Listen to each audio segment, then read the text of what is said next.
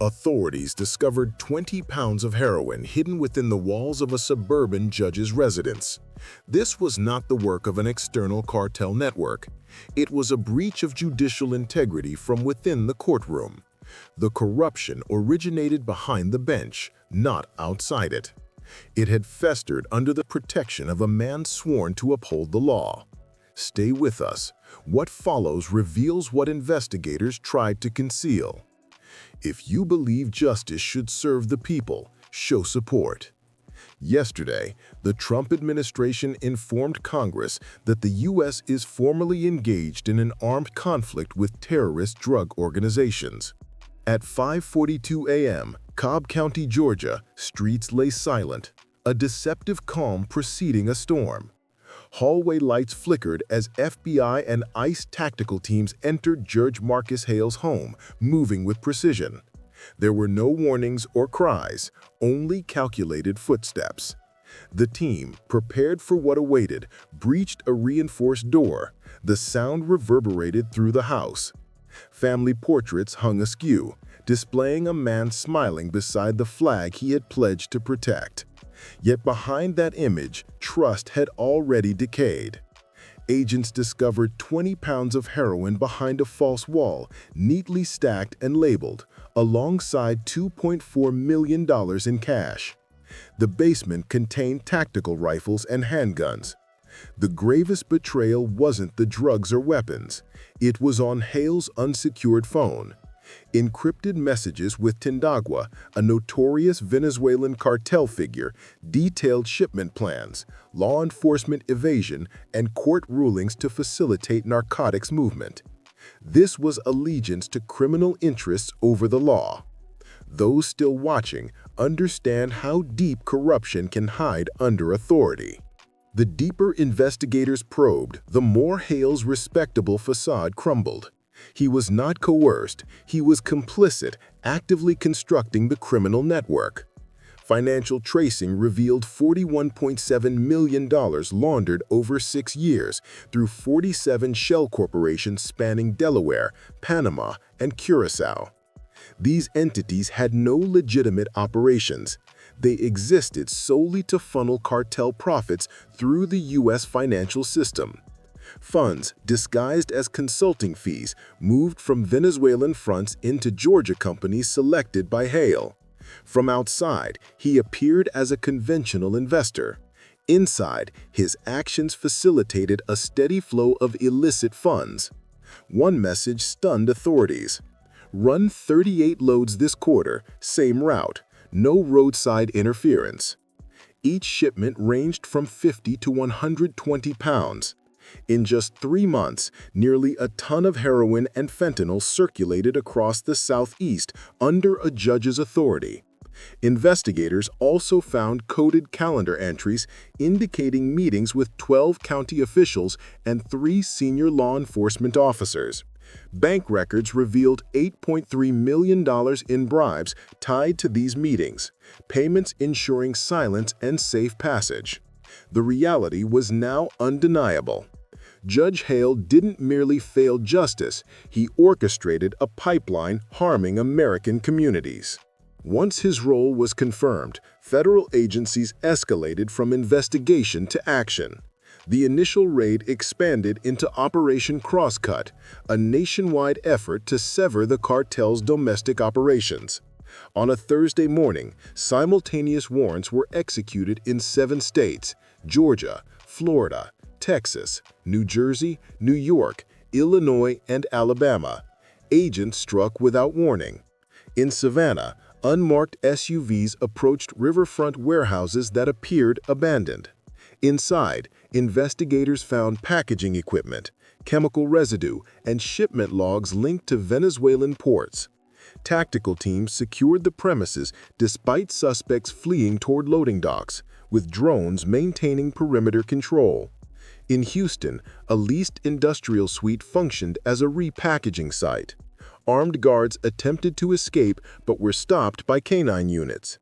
Investigators uncovered barrels of precursor chemicals, sealed drums, and residue-coated scales, alongside the unmistakable odor of industrial narcotics production. The most intense operation occurred in central New Jersey at a trucking hub tied to the cartel brokers. As federal agents closed in, workers abandoned their posts, attempting to flee amid rows of freight trailers. Agents pursued suspects through narrow alleys of steel and diesel haze, boots striking concrete, trailer doors clanging, and shouted commands slicing through the controlled chaos. One individual attempted to conceal himself inside a refrigerated trailer, but thermal imaging located him within minutes. Across the 7 operational sites, seizures quickly painted a grim picture. 1.8 metric tons of narcotics, including fentanyl, heroin, and meth derivatives. 312 firearms, many with obliterated serial numbers, and roughly $142 million in cash, gold, and securities, alongside ledgers listing 21 municipal and law enforcement officials on the cartel's payroll. Yet the most shocking evidence came from documents rather than contraband. In a locked Newark office, investigators discovered a filing cabinet with detailed monthly payment schedules, transfer instructions, and coded references to officials spanning multiple counties. On one sheet, a message in block letters would later be cited as crucial. Hale guarantees clearance. Do not deviate. Public reaction was immediate, 10/10s.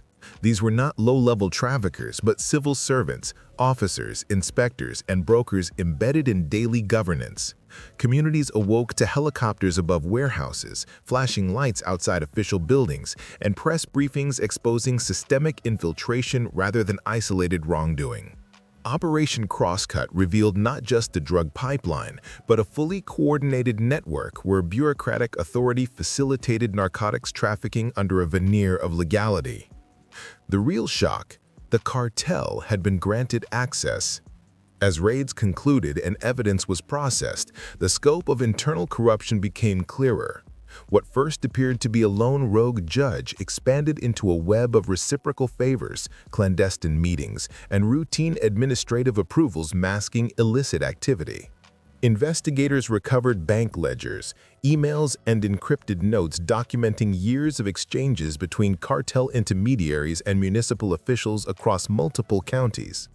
Some records were remarkably explicit.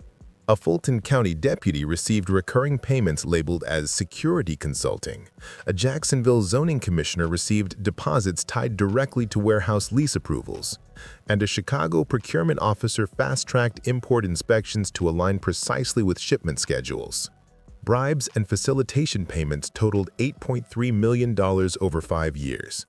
12 sworn police officers faced internal investigations. 3 municipal contractors were implicated as logistics intermediaries, and numerous court filings revealed irregular dismissals favoring cartel-linked defendants. The betrayal extended beyond money. It was the deliberate enabling of crime, addiction, and violence in communities. Public reaction was immediate and divided.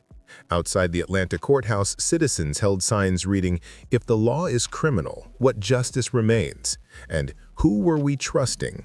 Some demanded resignations and prosecutions. Others struggled to reconcile the polished public image with the incriminating affidavits. Government offices felt the fallout instantly. 2 county sheriffs resigned under federal inquiry, a Savannah City Council convened an emergency 9-hour session, and a New Jersey police union publicly distanced itself from implicated officers, calling the scandal a breach of oath. Yet resistance and tension persisted, with some officials accusing federal agencies of overreach and questioning the timing of disclosures. Press briefings alternated between outrage, denial, and reluctant acknowledgement, while FBI analysts mapped connections, revealing a lattice of complicity far wider than anticipated. At the center stood Judge Marcus Hale, held without bail on multiple federal charges. When presented to reporters, he remained silent, head lowered, conveying more than any statement could. The nation realized this was not a case of a single corrupt official. It was the exposure of how deeply a cartel could entrench itself within institutions tasked with preventing such crime. By week end, federal investigation rooms transformed from speculation hubs to evidence centers. A single residential raid had evolved into one of the most significant narcotics corruption cases in recent state history. The seizures alone defined the scale: 1.809 metric tons of narcotics capable of saturating metropolitan areas for months, $144.4 million in financial assets, including cash, frozen bank accounts, commodities holdings, and 120 gold bars secured in federal storage. 324 weapons spanning handguns, rifles, and tactical setups, each cataloged and photographed.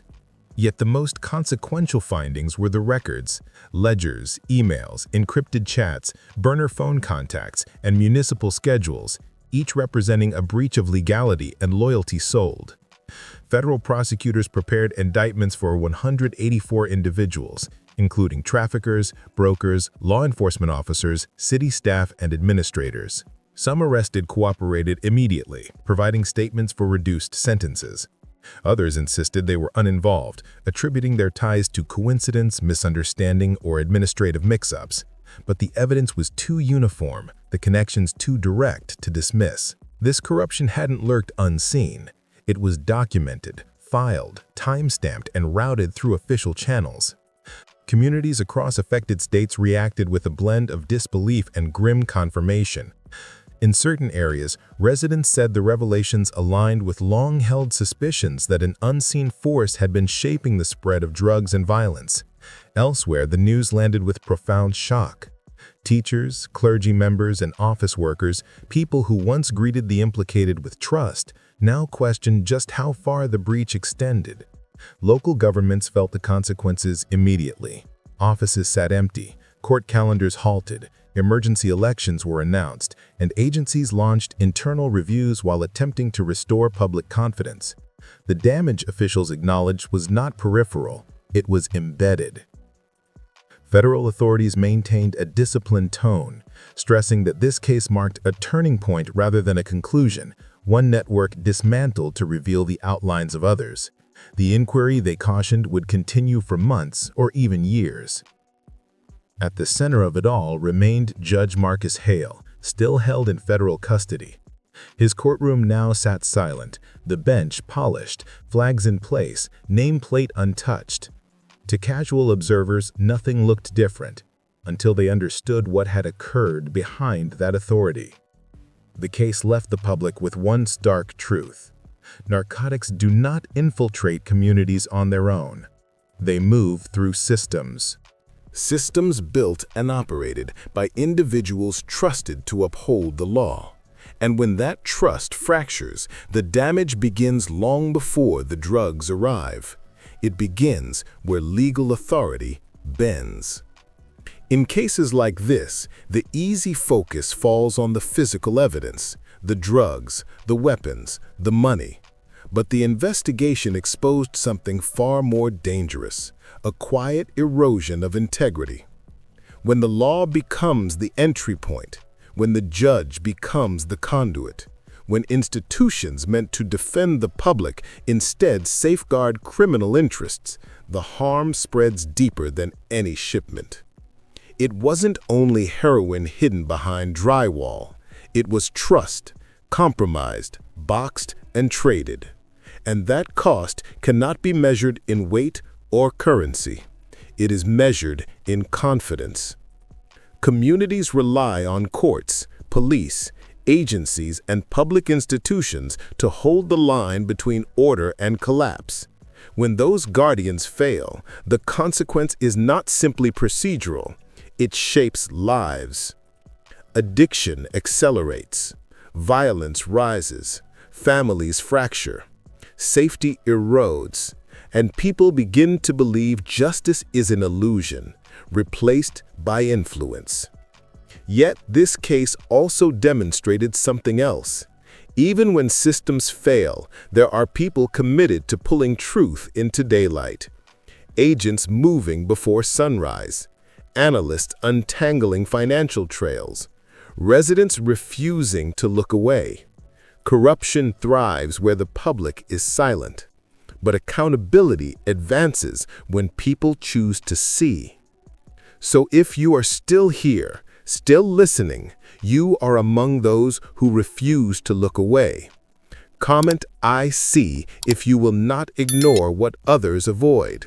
Comment justice if you believe accountability must reach every level of authority. And share this message, because corruption survives in silence. Exposure is where it ends. Your voice is part of this fight. Use it.